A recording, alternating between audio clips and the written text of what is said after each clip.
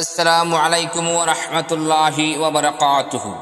বিসমিল্লাহির রহমানির রহিম। সম্মানিত এমএফআই ওয়ার্ল্ডের ভিউয়ার্স, আশা করি যে যেখান থেকে শুনতেছেন আল্লাহ পাকের অশেষ কৃপায় ভালো এবং সুস্থ আছেন। সম্মানিত হাজরিন, অনেকদিন পর আপনাদের সামনে একটা টপিকস নিয়ে আসছি। নানান ব্যস্ততার কারণে, নানান সমস্যা ব্যস্ততার কারণে আপনাদেরকে নিয়মিত ভিডিও আপলোড দেওয়া সম্ভব হচ্ছে না। সেজন্য আপনাদের কাছে, আমার ভিউয়ার্স সাবস্ক্রাইবার্স বিন্দুদের কাছে আমি আন্তরিকভাবে দুঃখিত। আর অবশ্যই আমি চেষ্টা করব নিয়মিত অথবা একদিন অথবা সপ্তাহখানিক পর ইনশাআল্লাহ ভিডিও দেওয়ার।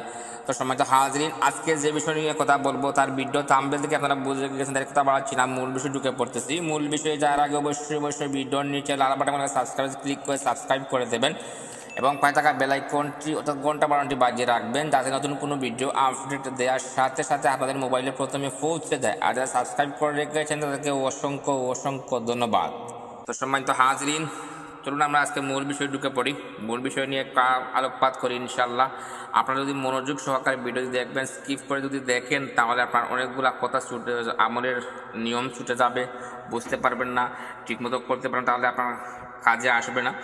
তো সেহেতু অবশ্যই আপনারা ভিডিওটা সামান্য সময় 2 থেকে 3 মিনিটের ভিডিও হবে, তো আপনারা অবশ্যই ভিডিওটি সম্পূর্ণভাবে দেখুন, আমল করতে সহজ হবে।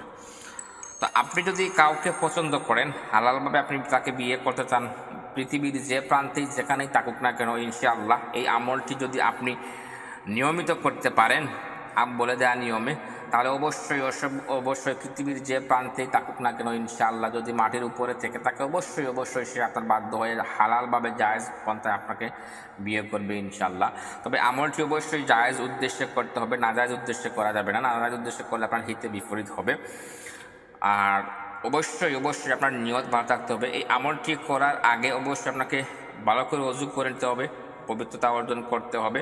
সবচেয়ে ভালো হয় যদি আপনি নামাজের পরে যদি 5 ওয়াক্ত নামাজের পরে করতে পারেন, তাহলে সবচেয়ে উত্তম হবে।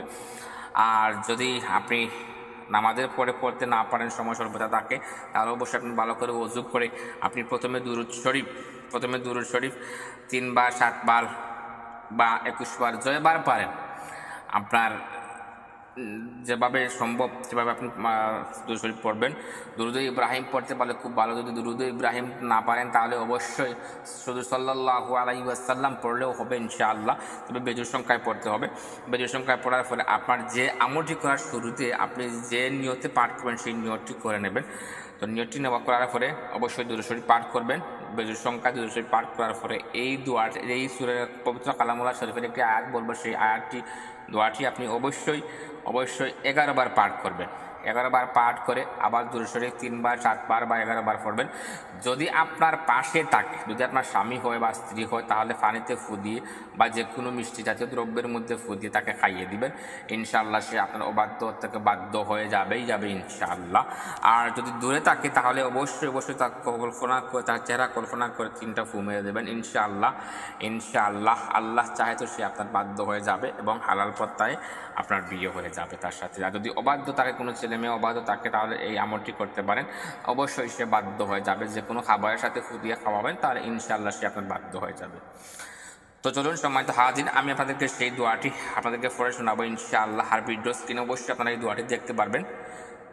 বিসমিল্লাহির রহমানির রহিম।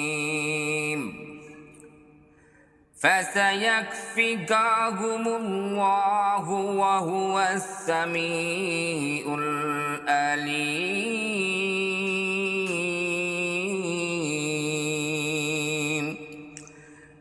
এই হচ্ছে সেই দোয়াটি। আমি আপনাদেরকে ভিডিও স্ক্রিন আপনারা দেখতে পাচ্ছেন ইনশাআল্লাহ।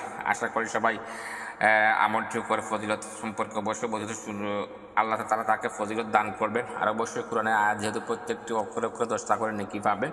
আর অবশ্যই আপনার সোশ্যাল মিডিয়ায় শেয়ার করে বন্ধু বান্ধবকে জানিয়ে দেবেন, যাতে করে আপনার মাধ্যমে তারাও যেন এই নেক কাজে বা ভালো কাজে শরীক হতে পারে। যদি এই আয়াতটি পাঠ করে, তাহলে অবশ্যই সে 10টা নেকি, 10 প্রতি অক্ষরে 10টা নেকি করে পাবে, সেহেতু আপনিও পাবেন। তো অবশ্যই আপনারা সোশ্যাল মিডিয়ায় শেয়ার করে বন্ধু বান্ধবকে জানিয়ে দেবেন। কথার মধ্যে কোনো ভুল ত্রুটি এরকম সুন্দর দৃষ্টিতে রাখবেন, বা থাকবেন, সুস্থ থাকবেন। আসসালামু আলাইকুম ওয়া রাহমাতুল্লাহ।